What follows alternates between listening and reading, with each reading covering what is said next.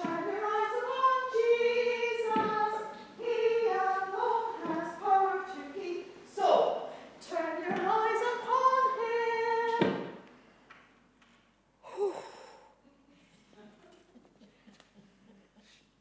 Dearie me, lovely day for a picnic.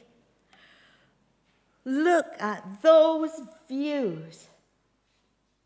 I really enjoy a good picnic, especially after a long, hot tramp in the hills. Time to stop, look around, give your feet a rest. Whew. Yeah, refreshment for body and soul. I've always liked picnics since that first time. I know, let me tell you about it. Are you sitting comfortably? Then I'll begin. It happened when I was about 8. Is anybody about 8 here? Oh, good. Mentally. Well, when I was young, we lived in that little village that you can see down by the water's edge. Dad had a half share in the family boat. Come from a long line of fishermen, my family. Uncle Simon owned the other half of the boat, if you know what I mean. But suddenly, just before my birthday that year, Uncle Simon suddenly upped and off and gave Dad his share in the business until he should come back. Well, you know what families are like. What a fuss there was. No one had ever done such a thing before, but Uncle Simon was always a bit of a black sheep, doing things that shocked the rest of the family.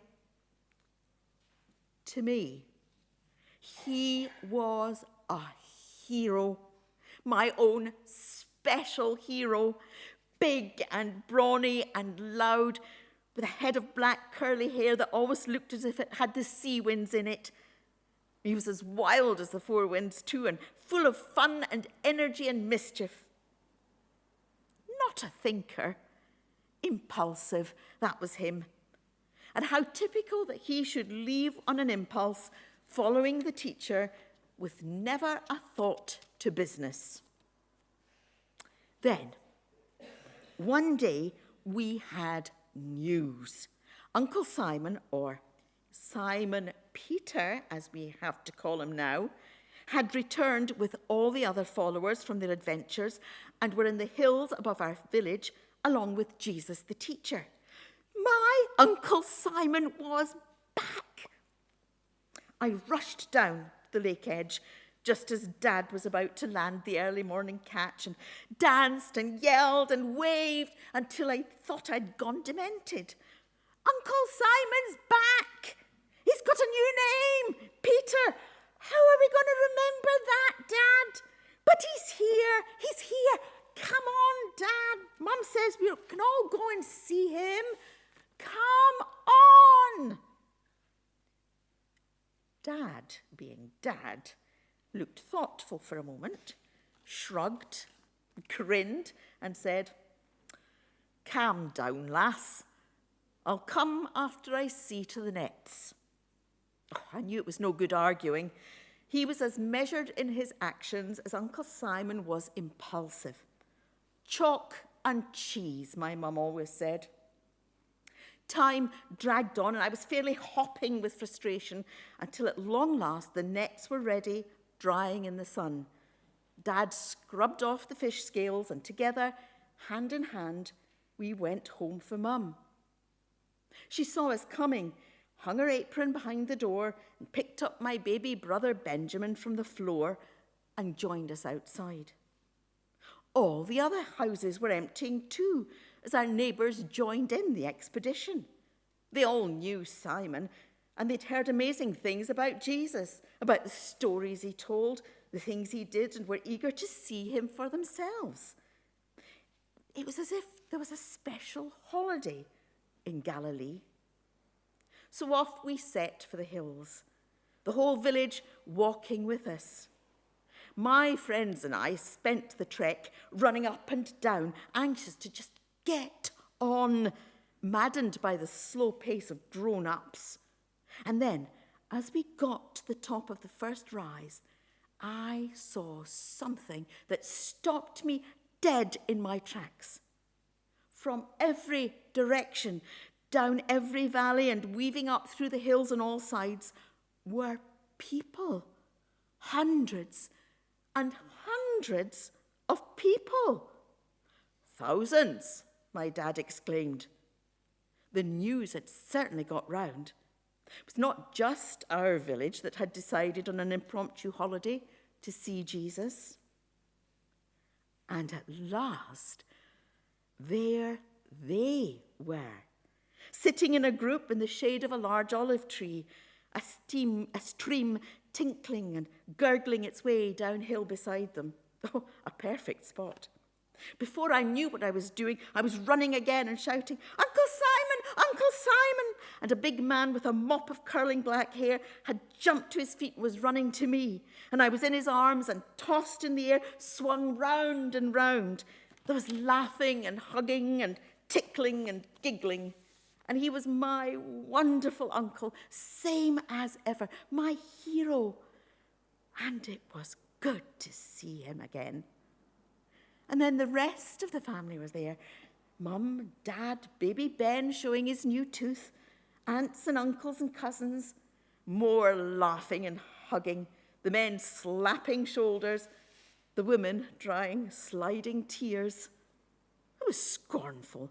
What on earth was there to cry about? This was a happy day. And then there was Jesus, greeting us with a wide smile as my uncle introduced us all, including Ben and me.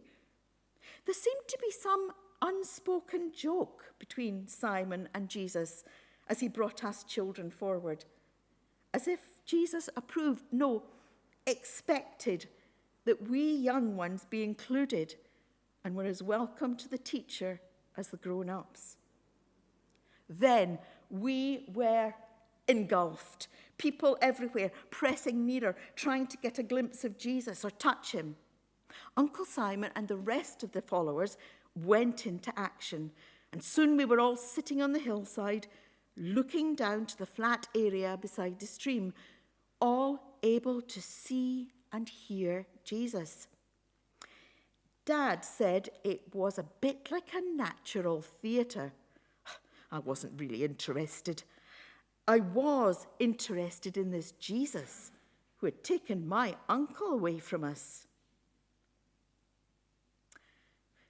He seemed nice, Jesus. He had the laughingest eyes I've ever seen. And then he said something and he looked serious when he said it, but it made me smile.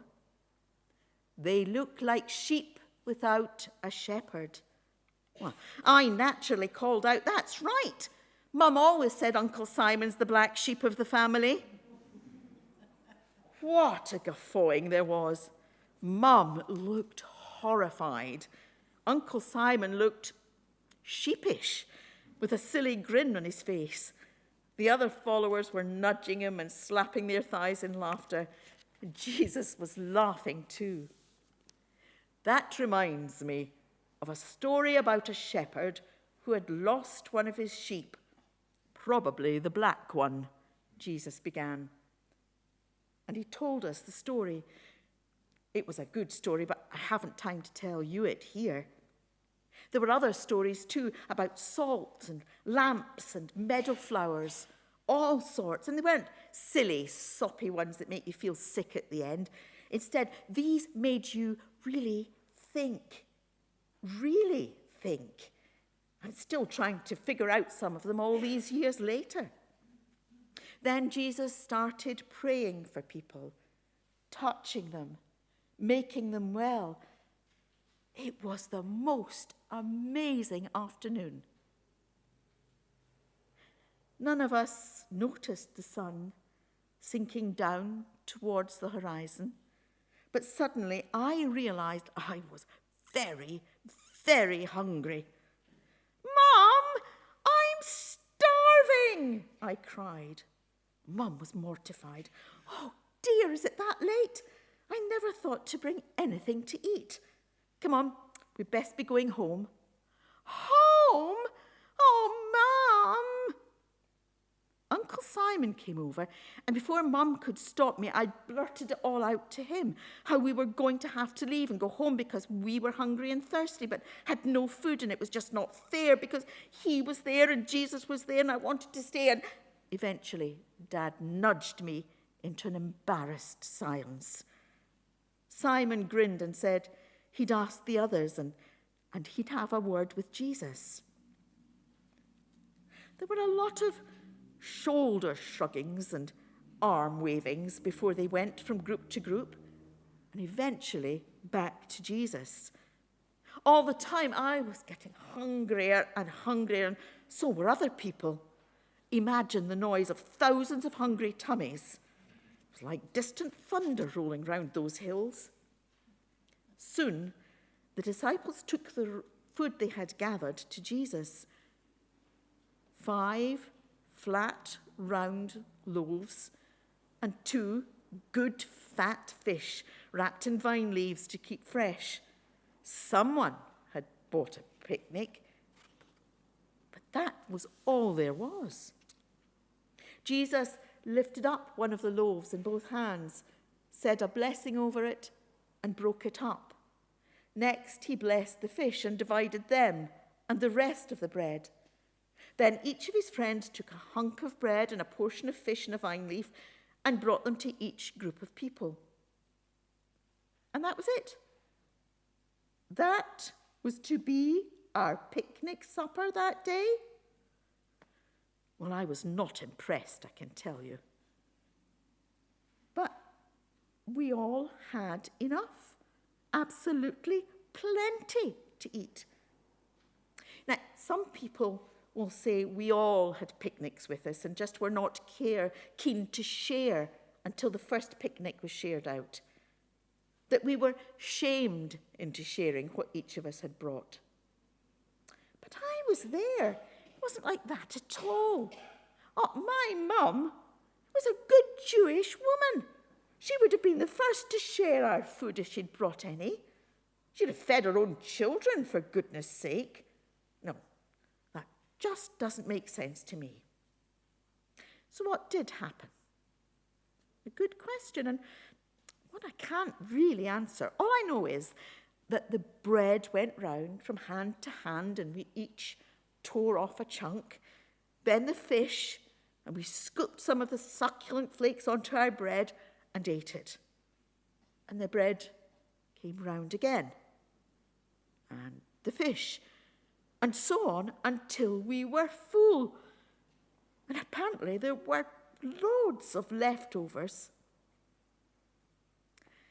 Next thing I know, it's dusk, and we're saying goodbye to Uncle Simon and all the rest, and setting off, tired and happy for home, with our tummies full, and our minds full, and our hearts full.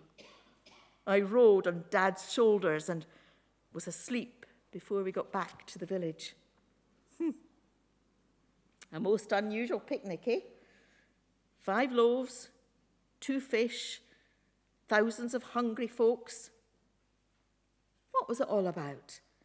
What did it all mean? Well, I reckon it's a bit like one of Jesus' stories. You have to think about it for a long time and figure it out for yourself. I've been thinking about it for the last 60 years. For me, it was about Jesus being enough for us, for all of us. His provision will never run out, be it bread for our world, love and compassion for the thousands of individuals that made up the crowd that day, food for our thoughts, teaching and healing for mind and body. And then, of course, bread, fish. They've taken on new meanings. Didn't Jesus say, "I am the bread of life"?